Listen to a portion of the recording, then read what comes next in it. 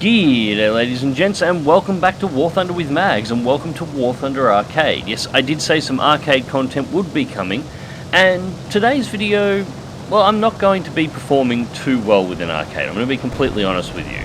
This was my first battle officially back to playing arcade in any form of serious nature, and trying to remember exactly how it all went. Now, I've said this in videos in the past. Many people think that War Thunder Arcade is easy, it's mindless. I laugh every single time somebody says that, and then promptly ask them to go jump out of realistic or sim, whatever they happen to be flying, jump into arcade and go smash out a high kill match and win. Just do it. If it's so easy, you should be able to knock it over quite simply, wouldn't you? And almost none of them can. The reality is War Thunder Arcade is just as difficult as the other game modes. It has a completely different skill set, however. Where realistic battle you need to focus on the individual performance of the plane, the individual performance of a plane in arcade doesn't matter so much as they're all normalised.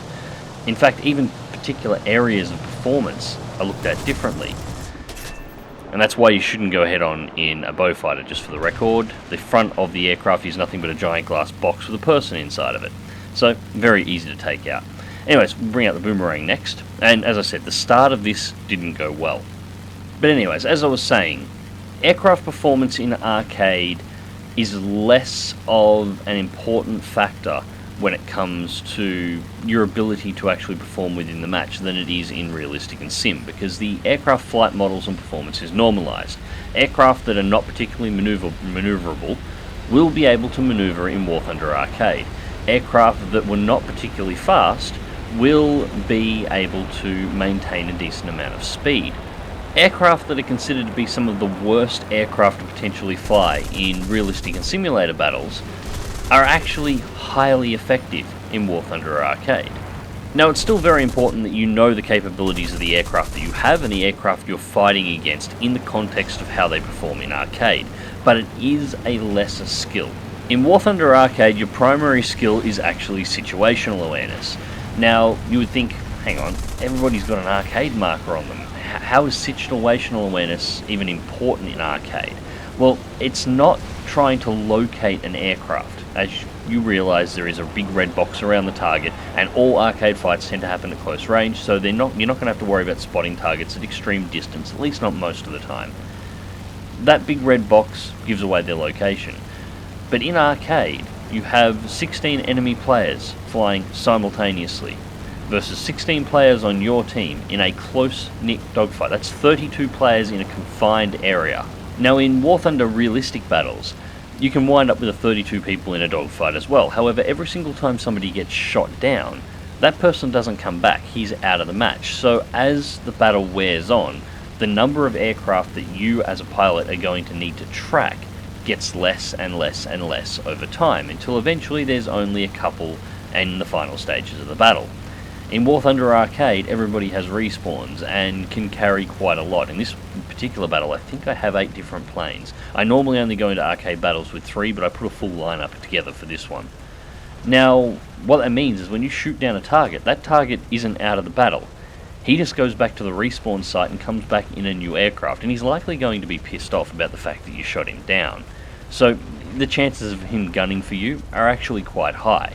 And this means in a sustained dogfight in arcade, you need to be maintaining a situational awareness on all enemy aircraft that are in the airspace around you that you're currently fighting against, all allied aircraft that are currently in the airspace around you that you could potentially run into while engaging hostile aircraft, as well as keeping tabs on the pilots of aircraft that you have shot down that could be coming in to try and get their revenge on the fact that you shot them down. So keeping track of the enemy spawn locations and what aircraft leaving that spawn that you have been able to locate are actually doing. You need to maintain situational awareness across the entire battlefield simultaneously, because if you miss something, you'll lose. I missed something this entire match. This entire match I was flying out, I was slowly trying to remember how to fight, how to maintain that high-level situational awareness over the fighters that were in my sphere of influence around the aircraft. However, I didn't have total battlefield situational awareness, which means I didn't notice the fact that the enemy team was kicking the crap out of our ground forces and we were losing tickets, despite the big bar at the top of the screen. I was too busy looking at other planes rather than at the overview for the battle. And this meant I was extremely slow and extremely late in reacting to, well, what you're about to see happen over time. Don't just pay attention to what I'm doing in the plane, pay attention to what is actually going on in the bottom left hand corner in regards to kills, and the ticket counter at the top of the screen. So, back to the core discussion here. That is your first and most important skill, situational awareness. It's not just locating an aircraft, it's keeping a track of everything that is happening on this entire map at exactly the same time, putting your plane into the exact location where it needs to be in order to guarantee your team the win. You can learn to fly your plane in arcade to a really high level and you can have a monster match killing a load of enemy aircraft, but if your plane is not in the position to stop the enemy ground attackers from killing all of your tanks while you're taking out fighters on the wrong side of the map, then you're not really of any use to the team after all. So for our next plane, we bring out the Spitfire 2B. Now at this point I've already died more times than I would like in arcade. I usually allow myself 2 deaths and I have 3 planes. I've already died twice at this point, so I am not particularly happy with my overall performance. But anyways, back to the skills of arcade. What comes in next? Well, situational awareness definitely comes in first, and knowledge of aircraft is definitely up there as well. But probably the next thing, and this is one that's actually really hard for some people to work on, is reflexes. In realistic battle, reflexes are important as well. However, you tend to find yourself with more time to deal with the enemy, more time to plan your movements, more time to think about exactly about how you are going to engage before the reflex portion of the fight actually comes into play, which is the actual engagement. In arcade, the reflex portion of the fight is actually the whole fight. You will regularly not have time to plan out a deliberate attack, but in fact you'll just have to react on what you see. From there, I would say the last of the primary skills that you really need to keep in mind for arcade battles is your ability to read the map and understand the map, your knowledge of the map itself. Arcade battles vary against realistic and sim, as their maps tend to be, well, you can see this map here, there's a lot more elevation in it, there's a lot more places that an aircraft can hide, there's a lot more ways you can slide around without being noticed if you happen to be a particularly good pilot and can work out where your enemy is going to be. There are many ways to approach a target zone that will allow you to use the environment to your advantage in a way that you sort of can't, or at least can't to the same level in realistic battles. And of course, on the other side of defensive flying, you have offensive flying. There are more ways to use the map to your advantage in a dogfight than there are in realistic battles as well. For example, the enhanced maneuvering of the aircraft. If you can find a tight enough nook that you can slide an aircraft through and then roll out of, a bridge, a cave, something along those lines that is built into the map, it's possible to drag enemy aircraft in, and if they have not set themselves up for the same turn, you can lose 2 or 3 different enemy aircraft by having them slam into a rock face trying to follow you in a manner that they were just not set up to do. You can use the entire environment around them to generate maneuvering kills. Now, of course these kills don't generate credits, but if you're trying to whittle the enemy team out of aircraft, it's definitely an effective thing to do. So, why am I going through the list of arcade skills? Well, because I've forgotten half of them, to be perfectly honest. I played a couple of battles. This was my first time back in arcade taking it seriously, as I said at the start of this video. I played about 3 or 4 matches in a row, and I began to rapidly recognise how much I'd truly forgotten. I still remember the fundamentals of how everything works, but I've forgotten how to actually do it. It's one thing to have the knowledge of how a system operates, but another thing entirely to remember how to actually make it happen. I forgot how to lead. I found myself often focusing on the central point on the lead target indicator. Now I know better than that. I know that you lead the lead target indicator. The lead target indicator only indicates central mass, and the lead target indicator only works at a point, reference point of 0 milliseconds ping. So for me, with a high ping, the center of mass is actually slightly ahead of where the lead target indicator is, and to top it off, I don't want to be shooting the central mass, but for some reason I just sort of locked in onto it and completely forgot this information. I've forgotten a lot of my wide map situational awareness. In realistic battle, when I'm flying around, I need to keep a track of everything that's going on across the entire map, of course, but from my perspective, the bit that's really important to my situational awareness is the piece of area that is in my sphere of influence. the area around my aircraft. Who's in it? Speaking of situational awareness, that guy really needed some. Getting rammed by allies is one of the most annoying things in War Thunder. But anyways, getting back to what I was saying.